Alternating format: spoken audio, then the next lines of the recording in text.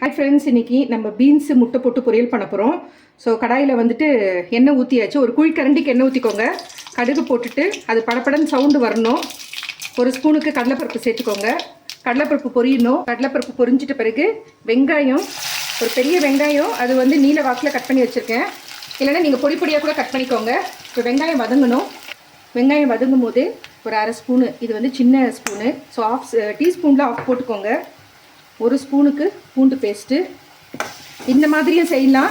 இன்னொரு மெத்தட் வந்து பச்சை மிளகாய் போட்டும் செய்யலாம். ஸோ வெங்காயம் வதங்கியாச்சு, பூண்டு வதங்கியாச்சு. ஒரு தக்காளி கட் பண்ணி வச்சுருக்கேன், அதையும் சேர்த்துட்டு நல்லா வதக்கிக்கோங்க. வெங்காயம், தக்காளி, பூண்டு எல்லாம் நல்லா ஸ்மாஷ் ஆகிடுச்சு. இந்த டைமில் பீன்ஸ் வந்து சேர்த்துக்கலாம். இந்த மாதிரி பொடியாக கட் பண்ணிவிட்டு போட்டு பண்ணிங்கன்னா பொரியல் பண்ணிவிட்டு சப்பாத்திக்கு சாப்பிட்லாம். ஒரு சாதம் வச்சுட்டு சாம்பார், ரசம், வத்தக்குழம்பு எல்லாத்துக்குமே சூப்பராக இருக்கும். வதக்கி விட்டுக்கோங்க. ஒரு 2 நிமிஷமாவது கடாயில் அப்படியே பீன்ஸ் நல்லா வதக்கிக்கோங்க.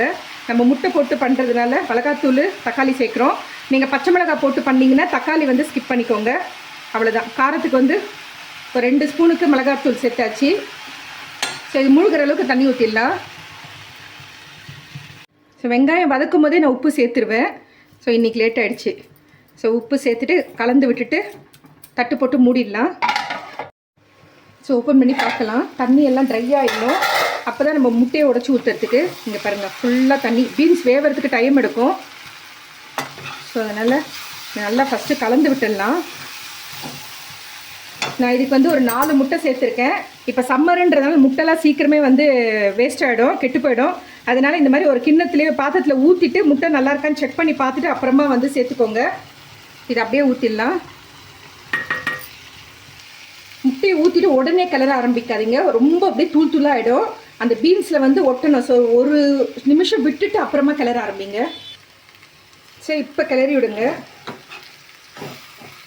அந்த முட்டையை ஊற்றிட்டு கொஞ்சம் அதை வந்து பாயில் ஆகிறதுக்கு கொஞ்சம் டைம் விடணும். அதனால தான் உடனே கிளறினீங்கன்னா தூள் தூளாக அப்படியே வந்து ஆகிடும். அந்த பீன்ஸில் போய் ஒட்டணும் அந்த முட்டை. இப்போ பாருங்கள், நான் வந்து ஃப்ளேம் வந்து கம்மி பண்ணிகிட்ருக்கேன். ஃப்ரெண்ட்ஸ், நம்மளுடைய பீன்ஸு முட்டை பொரியல் ரெடி ஆகிடுச்சு. இதே மெத்தடில் செய்யுங்க, சூப்பராக இருக்கும், அசத்தலாக இருக்கும். உங்கள் வீட்டில் எல்லாருமே வந்து பாராட்டுவாங்க, அருமையாக இருக்குன்ட்டு. தெரிஞ்சவங்களுக்கு ஓகே, தெரியாதவங்க மட்டும் பாருங்கள்.